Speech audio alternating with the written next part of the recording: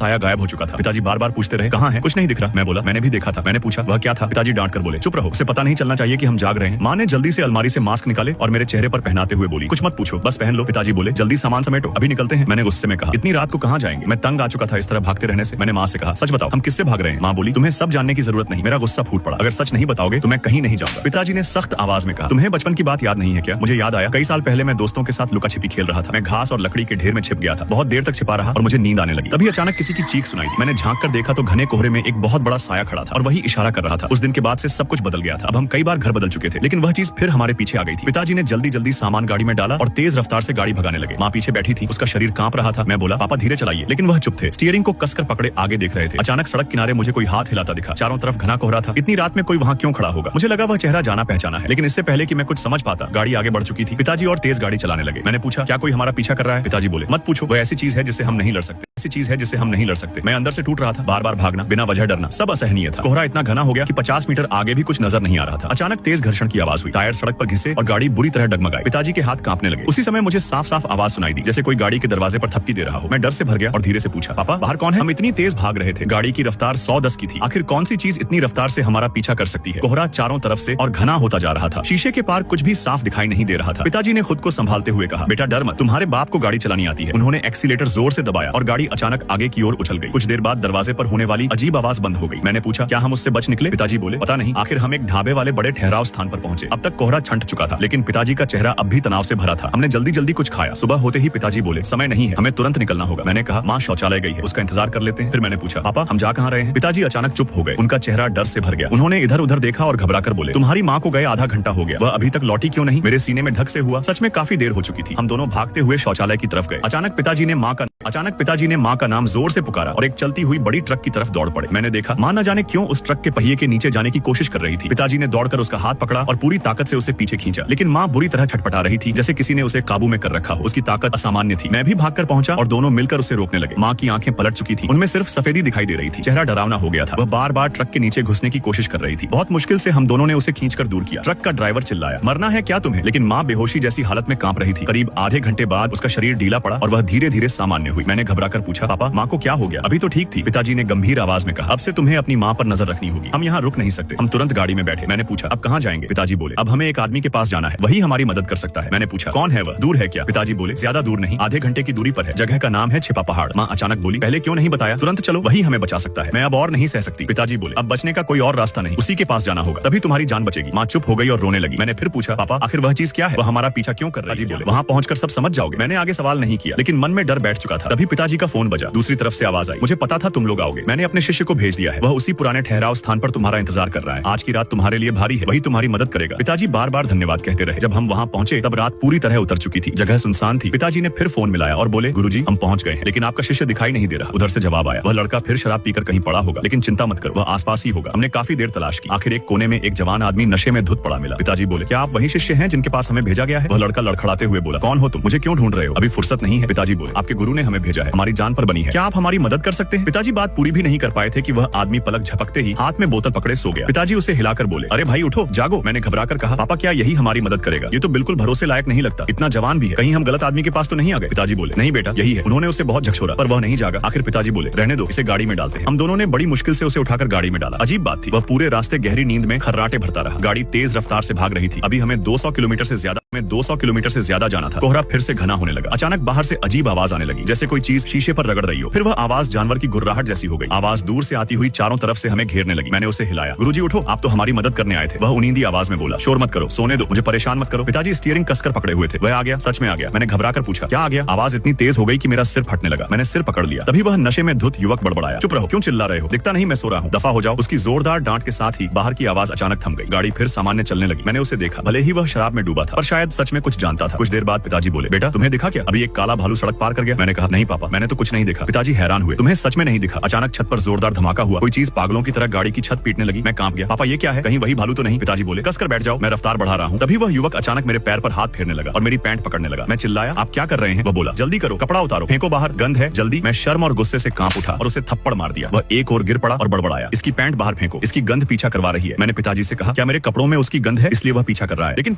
गंध है इसलिए वह पीछा कर रहा है, लेकिन पिताजी पूरी तरह गाड़ी संभालने में लगे थे। कोहरा इतना घना था कि गाड़ी के अंदर भी ठंड बढ़ने लगी। छत पर धमाके फिर शुरू हो गए। आवाज इतनी ताकतवर थी जैसे शीशा तोड़ देगी। वह युवक फिर बड़बड़ाया, थोड़ा दर्द होगा, सह लेना। अगले ही पल पिताजी ने जोर से ब्रेक और एक्सीलेटर संभालते हुए गाड़ी को झटका दिया। ऐसा लगा जैसे किसी चीज के ऊपर से पहिया गुजर गया हो। गाड़ी हिल गई। पिताजी ने राहत की सांस ली। तभी अचानक ब्रेक लगा। मैं आगे की सीट से टकरा गया। बाहर घना कोहरा था, कुछ भी साफ नहीं दिख रहा था। मैंने ध्यान से देखा, धुंध में से एक आकृति धीरे धीरे उभर रही थी। वह पास आती गई। मैं चिल्लाया, वह क्या है? पिताजी बोले, वह भालू नहीं है, वह भेड़िया है। मैं हैरान रह गया। भेड़िया? लेकिन वह तो इंसान की तरह खड़ा है। मेरी आंखों पर विश्वास नहीं हो रहा था। पिताजी ने स्टीयरिंग कस लिया और इंजन गरजने लगा। भारी गुर्राहट के साथ गाड़ी जोर से कांपने लगी। बाहर से तेज चीख जैसी आवाजें आने लगी। वह भेड़िया कोहरे को चीरता हुआ धीरे धीरे पास आया और अचानक छलांग लगाकर गाड़ी की छत पर जा चढ़ा। उसकी ताकत इतनी भयानक थी कि पूरी गाड़ी हिल उठी। उसने अपने नुकीले दांत दिखाए जैसे अगले ही पल गाड़ी को फाड़ डालेगा। अगर गाड़ी की छत फट जाती तो हम 1 मिनट भी जिंदा नहीं बचते। मैं कांपते हुए चिल्लाया, अब क्या करें? पिताजी बोले, बेटा जल्दी उस गुरुजी को जगाओ। मैंने पूरी ताकत से उसे हिलाया। गुरुजी उठो, हमें बचाओ। वह आंखें बंद किए बड़बड़ाया, शोर मत करो, मुझे सोने दो। तभी बाहर से घिसटने की आवाज आई। फिर जोरदार धमाका हुआ। गाड़ी एक तभी बाहर से घिसटने की आवाज आई। फिर जोरदार धमाका हुआ। गाड़ी एक झटके से रुकने जैसी हुई। वह युवक आखिर जाग गया। उसका चेहरा गुस्से से भर गया। वह बोला, कौन है जो मेरी नींद खराब कर रहा है? जान से मार दूंगा। मैं घबरा कर बोला, बाहर भेड़िया है, हमें बचाइए। वह फुर्ती से उठा और अपनी जेब से एक छोटा सा हथियार निकाल लिया। मैं समझ नहीं पाया वह क्या था। वह बोला, कोई हिलेगा नहीं, अब देखता हूँ। अगले ही पल जोरदार धमाका हुआ। वह विशाल काला भेड़िया दर्द से चीखा और नीचे गिर पड़ा। पिताजी ने मौका देखकर एक्सीलेटर पूरी ताकत से दबा दिया। गाड़ी बिजली की तरह आगे निकल गई। मैंने पीछे मुड़कर देखा, वह भेड़िया अभी भी पीछा कर रहा था, लेकिन उसकी रफ्तार धीमी हो चुकी थी। कुछ दूर जाकर वह लड़खड़ाया और गिर पड़ा। अगर वह घायल न हुआ होता तो शायद हमें पकड़ लेता। उस युवक के होंठों पर हल्की मुस्कान आई। वह बोला, अब तुम लोग सुरक्षित हो। फिर उसने मेरी तरफ देखा और आंखें सिकोड़कर बोला, अभी जिसने मुझे थप्पड़ मारा था वह तुम ही थे ना? मैंने सिर झुकाकर कहा, हाँ मुझसे गलती हो गई, माफ कर दीजिए। फिर मैंने पूछा, आपने मुझे पैंट उतारने को क्यों कहा था? वह बोला, तुम्हारे कपड़ों में उस भेड़िए की गंध लगी थी, उसी गंध के सहारे वह पीछा कर रहा था, समझे? मैं चुप हो गया। वह बोला, ये कोई साधारण जानवर नहीं है, ये नस्ल हजारों साल से धरती पर है। कुछ तो बहुत चालाक और बदले की भावना वाले हो चुके हैं, आम इंसानों से दूर रहते हैं। तुम लोगों ने आखिर किया क्या था? तब पिताजी ने पूरी बात बताई। बहुत साल पहले जब वे पहाड़ों में फंसे थे, खाने को कुछ नहीं था। बर्फीले तूफान और जंगली जानवरों से बचते हुए वे छोटे शिकार ढूंढ रहे थे। खरगोश पकड़ में नहीं आ रहे थे। आखिर बड़ी मुश्किल से उन्होंने एक मोटी मादा भेड़िया पकड़ ली। उसे मारकर जब पेट चीरा तो पता चला उसके पेट में 4 बच्चे थे जो बस जन्म लेने ही वाले थे। शायद इसी वजह से वह भारी थी और पकड़ी गई। पिताजी और माँ को अफसोस हुआ, पर जीने के लिए उन्होंने उसे पकाकर खा लिया। बाद में वे बचा लिए गए। कुछ समय बाद पता चला माँ गर्भवती थी और वही बच्चा मैं था। गुरुजी ने कहा, उस भेड़िया की आत्मा उस मांस के साथ तुम्हारे खून में उतर गई और बच्चे के साथ बड़ी होती गई, इसलिए वह तुम्हें ढूंढता रहा। मैं सिहर गया। अगर आज यह गुरुजी न मिलते तो शायद हम जिंदा न बचते। मैंने कहा, आपका बहुत धन्यवाद। वह बोला, ये तो मामूली बात है। उसके बाद का सफर शांत रहा। हम फिर कभी उस भयानक भेड़िए से नहीं टकराए।